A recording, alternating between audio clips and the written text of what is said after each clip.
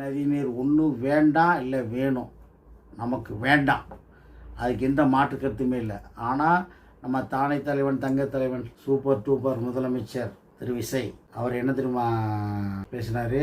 நாம பெங்களூர் போக நினைச்சதை பத்தி பல ஒப்பீனியன்ஸ் வந்துச்சு. நாம போக நினைச்சதுக்கு காரணம் ஒருவேளை இந்த பிரச்சனை தீர்க்கறதுக்கான ஒரு பாசிட்டிவ் சைன் கிடைச்சா நல்லா இருக்குமேன்னு ஒரு எண்ணத்துல தான். ஒருவேளை அந்த அட்டெம்ப்ட்ல ஒரு அவமானம் நேர்ந்தா என்ன செய்யன்னு சில பேர் கேட்டாங்க. அப்படி நடந்தா தமிழ்நாட்டு மக்களுக்காக அதையும் தாங்க தயாரா தான் இருக்கேன். ஒண்ணு மேகேதாட்டு டேம் கட்டணும், இல்ல மேகேதாட்டு டேம் கட்டக்கூடாது. இதுல நடுவுல என்ன முயற்சி? we don't need the dam, அவ்வளவுதான். no dam, no need of the dam. இதுக்கு நடுவுல முயற்சி என்ன இருக்கு? அந்த முயற்சியே தேவையில்லைங்கிற.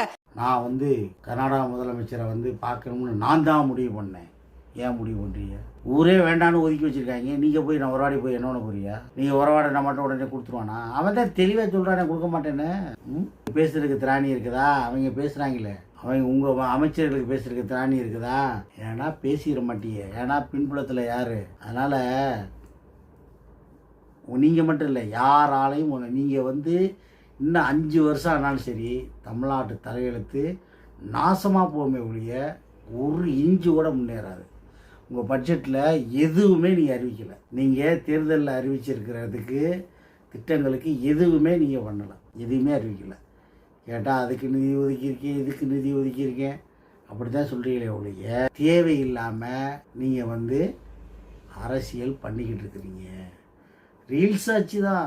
சும்மா ஒன்று கோட்டை போட்டுக்கிறீங்க, அப்படியே உட்காந்துக்கிட்டே இருக்கிறீங்க சட்டசபையில். ஏதாவது ஒரு முன்னெடுக்கணும்ல முதலமைச்சருங்கிறவர். ஐயா நான் அதை செய்ய போகிறேன், அதை பண்ண போகிறேன், நான் இந்த இதில் இருக்கிறேன், அனைத்து கட்சி கூட்டுறதுக்கு உங்களுக்கு என்ன கஷ்டம்? அவர் தான் கேட்குறாருல எதிர்கட்சி தலைவரே, ஏன் நீங்கள் எதிர்கட்சி கூட்டுறதுக்கு உங்களுக்கு என்ன பயமா அப்படின்னா, நாங்கள்லாம் பயம் இல்லை, நாங்கள்லாம் அப்போவே அப்படின்னு நீங்கள் போயிட்டு வர்றீங்க. நம்ம ஆதவ் அர்ஜுனா மார்டின் குழுமம் தோட மருமையன் அவர் சம்பந்தமே இல்லாமல் பட்ஜெட்டு பேசும்போது என்ன சொல்கிறாரு? யார் காசு வாங்கினது அப்படின்னு ஒரு பிட்ட போட்டு இருந்தா லாட்டரி நிறுவனம் 900 கோடி ரூபாய் திரு மு.க. ஸ்டாலின் அவர்கள் ஏன் வாங்கினார்கள்? தைரியம் இருந்தா சொல்லுங்க. அது கொடுத்தது அவருடைய மாமனார் தான். அவருடைய மாமனார்கிட்ட கேட்டு அந்த விளக்கத்தை அவர் பெற்றுக்கொள்ள வேண்டும். அவரும் உங்க அப்பாவுக்கு மட்டும்தான் தெரியும், உங்க அப்பா கிட்ட தான் கேட்கும். 900 கோடி யார் வாங்கினது அப்படின்னு சொல்லி அவர் ஒரு பிட்டை போட்டுவிட்டு உடனே அவர் நம்ம இளவரசர் எந்திரிச்சுக்கிட்டு அதை போய் மாமனார்கிட்ட போய் கேளுங்க. உடனே இவர் அப்பா எங்கே காணோம் அப்படின்னு இவர் சொல்ல